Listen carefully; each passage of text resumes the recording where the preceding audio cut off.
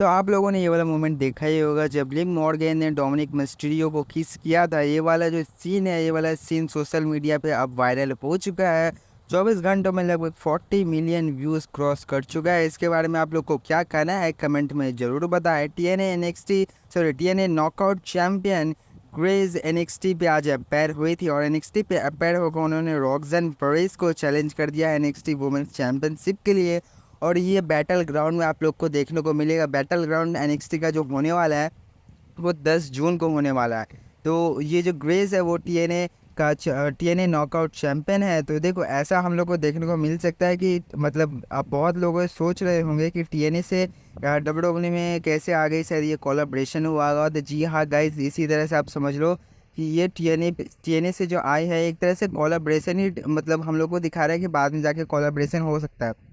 ठीक है, ये कोलैबोरेशन हो चुका है। इसके बारे में ऑफिशियल न्यूज़ तो नहीं आया है, पर हम लोग को बाद में भी इसका मतलब टीएनए से और भी सुपरस्टार्स आते हुए दिख सकते हैं हम लोग के डब्ल्यूडब्ल्यूई मेन रोस्टर पे या एनएक्सटी पे। तो आप लोग को ऐसा भी देखने को मिल सकता है। देखो, एजे स्टाइल भी टीएनए से है, तो हम लोग को एजे स्टाइल के भी साथ किसी का मैच होते हुए दिख सकता है फ्यूचर में।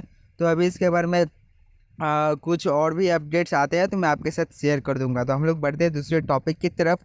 Farmer AEW superstar ethane page अब एनएक्सटी पे आ चुका है। तो देखो गाइज, ये हम लोग के साथ तीसरे चौथे एईडब्ल्यू सुपरस्टार होंगे जिन्होंने डब्ल्यूडब्ल्यूई साइन किया है।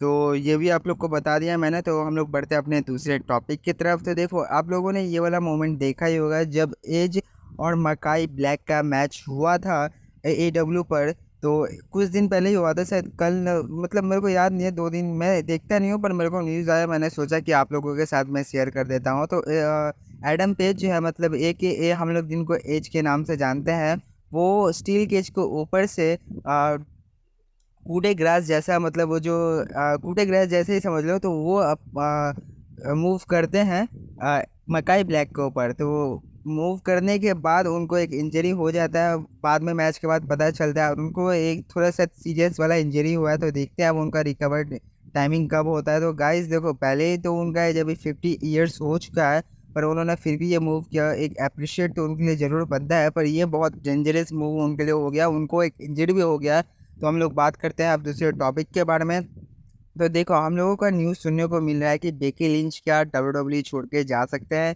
वो क्या एईडब्ल्यू ज्वाइन कर सकती हैं। तो देखो, इसके बारे में ऐसा नहीं है कि ऐसा सही में होने वाला है। पीडब्ल्यू इंसाइडर ने रिपोर्ट किया कि डब्ल्यूडब्ल्यूई के जो बैक स्टेज में डिसीजन अभी चल रहा है, बेकी लिंच को फिर से न्यू डील करवाने का डिसीजन चल रहा है। तो हम लोग को ऐसा देखने को मिल सकता है कि बेकी लिंच फिर से डब्ल्यूडब्ल्यूई ज्वाइन कर ले, पर अभी वो कुछ दिनों के लिए ब्रेक ले रहे हैं। तो ऐसा हम लोग को देखने को मिल सकता है। तो अब हम लोग बात करते हैं कि रोमन रेंस को लेकर कुछ नए अपडेट्स है कि नहीं है। तो देखो गाइस, रोमन रेंस को लेकर तो अभी कोई अपडेट आया नहीं है, बट मेरे को लगता है कि उनका जो रिटर्न है वो समर स्लैम में करवाया जा सकता है। तो समर स्लैम में करवाया जाएगा, तो किस स्पॉट पे करवाया जाएगा? देखो, समर स्लैम अब होने को अभी बहुत देरी है। समर स्लैम होगा वही आप लोग को 3 या 4 अगस्त को आप लोगों को देखने को मिलेगा। तो मेरे को लगता है कि शायद इसमें ब्रॉक लेसनर का रिटर्न हो सकता है कोडी रोड्स के अगेंस्ट, या फिर रोमन रेंस का। तो इन दोनों में आप लोग को देखने को मिल सकता है। ये भी हो सकता है कि आप लोग को दोनों का ही रिटर्न देखने को मिल जाए, पर मेरे को लगता है कि शायद अगर मेरे से ज़्यादा पूछा जाए तो मेरे को लगता है सिर्फ ब्रॉक लेसनर का ज़्यादा चांसेस है। ब्रॉक लेसनर का पूछोगे ऐसे, देखो ब्रॉक लेसनर का भी रिटर्न हो सकता है, रोमन रेंस का भी हो सकता है। पर मेरे को इतना आइडिया जरूर है कि रोमन रेंस और ब्रॉक लेसनर का जो चांसेस दोनों का अगर मैं कंपेयर करूँ तो ब्रॉक लेसनर का होने का चांसेस ज़्यादा है। क्योंकि हम लोगों ने देखा कि ब्रॉक लेसनर का नाम रिसेंट टाइम में बहुत बार दिया गया है, और माइकल कोल ने भी उनका नाम किंग ऑफ द रिंग में मेंशन किया। तो वो हम लोग को देखने को मिल सकते हैं। तो क्या आप लोग ब्रॉक लेसनर के लिए वेट कर रहे हैं? तो आप लोग कमेंट में ज़रूर बताना।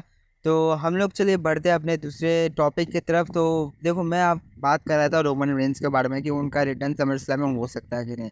तो देखो गाइज, ऐसा जी हाँ बिल्कुल हो सकता है, क्योंकि हम लोगों ने देखा था जब रोमन रेंस हार जाते हैं रेसलमेनिया 40 में, तो उसके एक दिन बाद उन्होंने ट्विटर पर पोस्ट किया। उसके बाद शायद रोमन रेंस ने अपना ट्विटर पे 1-2 महीने से अभी तक पोस्ट नहीं किया है।